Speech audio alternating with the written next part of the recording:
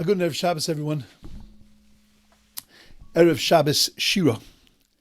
It's the Shabbos of song.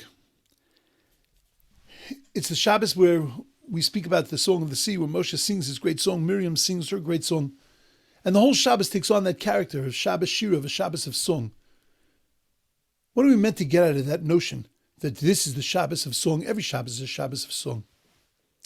You know, the Torah tells us that when the Jews crossed through the sea and they made it through to the other side, the Torah says that Moshe Rabbeinu stretched out his hand over the sea, and towards the morning, the water went back to its power as the Egyptians were fleeing towards it. Rashi explains that they got confused and they were running towards the water. Even as it was coming crashing down, the Egyptians were coming in and they were falling into the water. It's hard to imagine that seasoned soldiers like the Egyptians would have fallen into the water, that they would have run towards the water. When somebody is trying to hurt you, you don't run towards them, you run away from them. Why would they have become so confused and run towards the water? They're human beings, after all. Human beings want to preserve themselves. Human beings value life. Why wouldn't they have just turned around and ran away and realized that this was a dangerous place to be? And why would God have done that to them? Why would God have confused them? We know that Mitzrayim, Egypt, was really all about living in the present. The Mitzrayim was all about the now. They were only focused on what they were going through, focused on now. There was no vision towards the future. There was no look towards what was going to be. Where are their lives going to go? What's the plan for the country? This is the reason why Yosef had to give them that advice and tell them, store away the grain for later. Because they couldn't think that way. They weren't wired that way. Their entire lives were thinking about the past. Their entire lives were thinking about the present. They couldn't fathom the future. Look at Paroh's name. Our sages point out that if you take Paroh's name and you look at it backwards, which is looking backwards, it means oref. Paroi, ha'oref. It's the back of the neck. Because they were always looking backwards. They were always looking at what the past held, but not looking at what the future held. They had no plan. They had no future. They had no idea, no goals, no idea of where they needed to be. That's why Paroh never let go during the plagues. He lived in the present. And as soon as the plague was taken away, he was back to a safe present. There was no reason for him to let them go.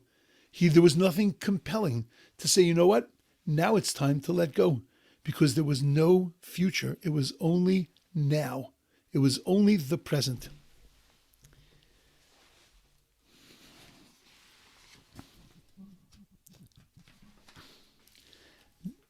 That's why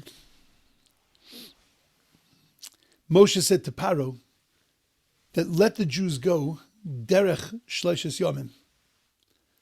Derech shleishes yomim. That we have a plan.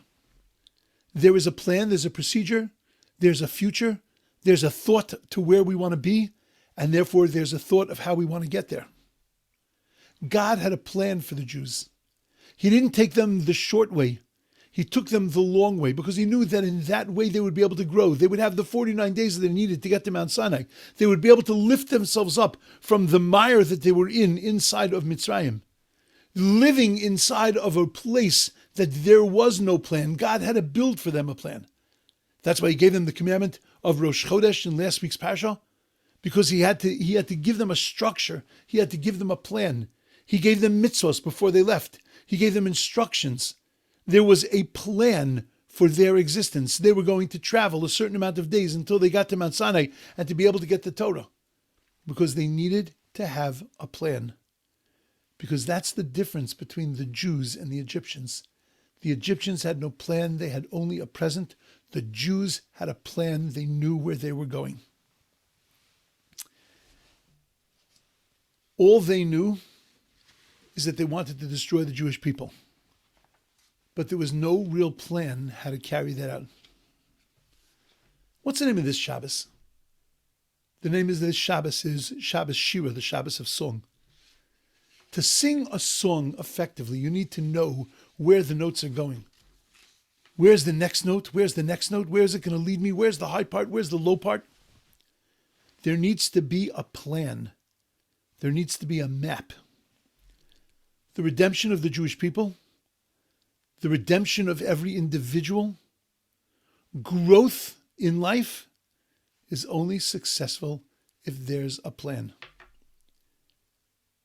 Moshe Rabbeinu takes the Jewish people out of Mitzrayim, crosses the sea, and he saw and he realized there is a plan. And the minute that he recognized there's a plan, then a song welled up inside of him and just emerged. Because a song is a reflection and a recognition that there is a plan. When the world sings a song, when we say, Az Yurananu Atzei Ayar, that the trees of the forest sing a song, it means that they are working according to plan. When nature sings a song to God, it means it's working according to a plan. Because to be successful in life, to have a redemption, to have a people, to have a successful existence, there needs to be a plan.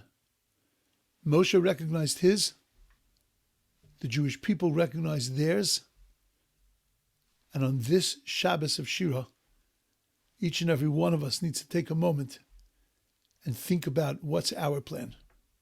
Where are we going? Have a wonderful, awesome, amazing Shabbos.